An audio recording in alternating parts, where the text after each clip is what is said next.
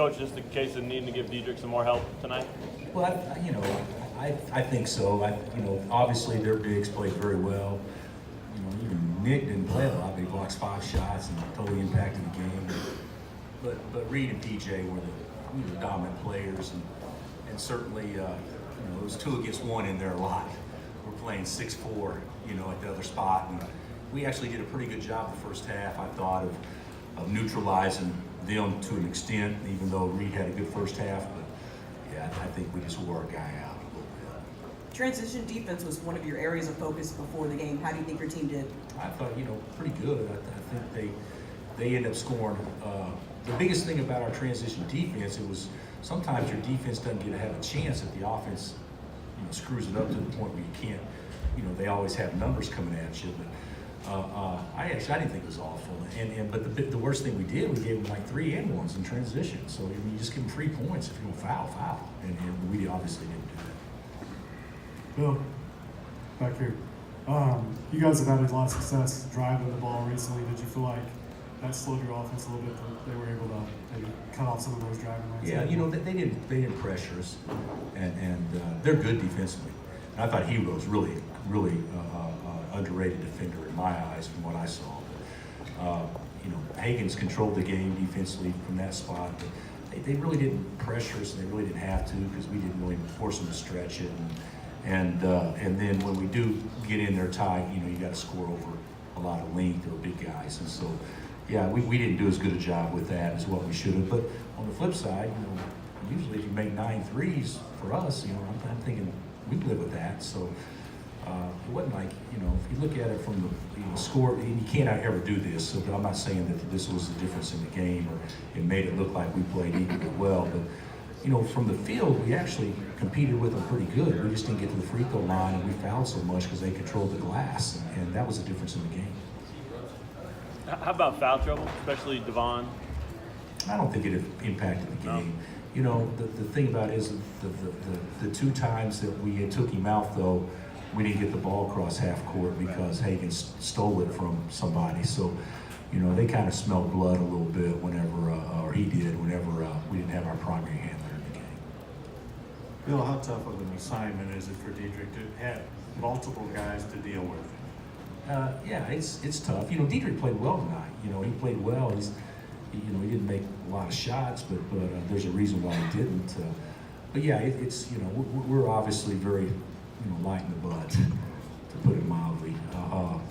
And going against big, heavy bodies and men, you're going against a 5th-year guy, and PJ's beyond his years physically, and Nick is as well.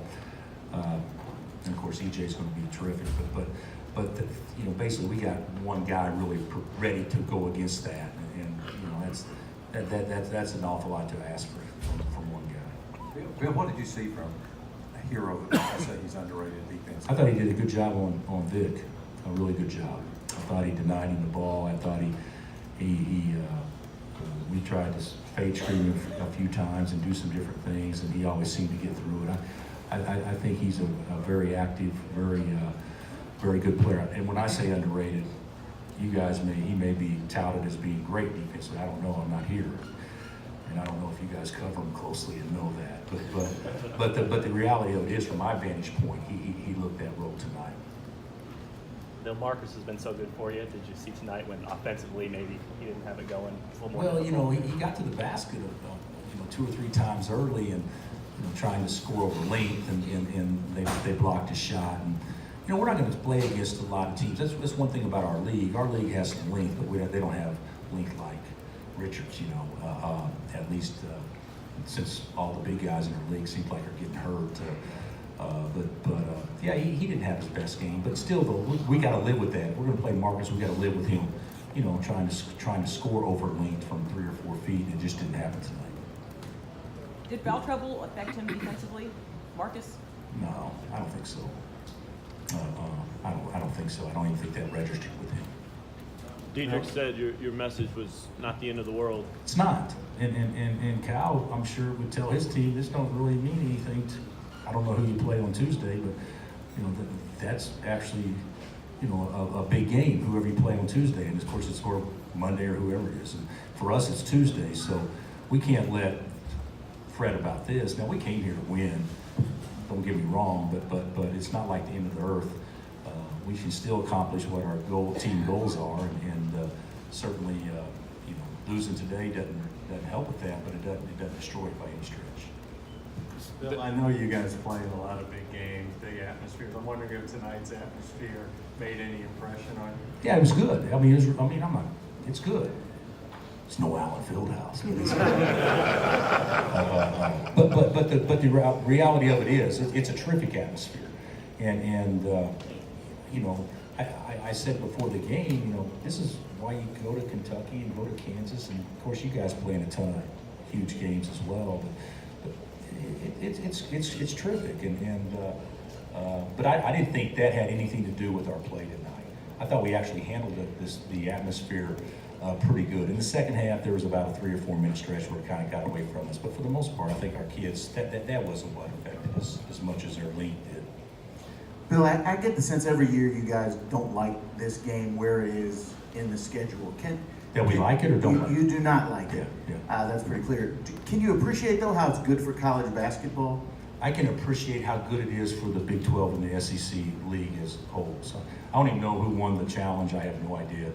I don't know who won the other games, but I would say that sometimes, and Cal goes through this all the time, I would think, sometimes Kentucky has to do things that you may not want to do, but it's good for the whole.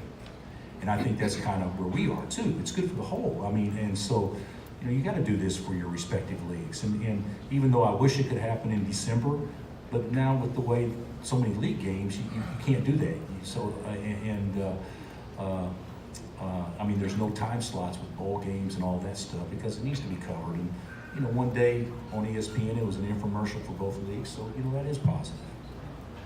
Anything you went through tonight you think will immediately benefit you in Big 12 play going forward? I hope so. I don't know right now off the top of my head.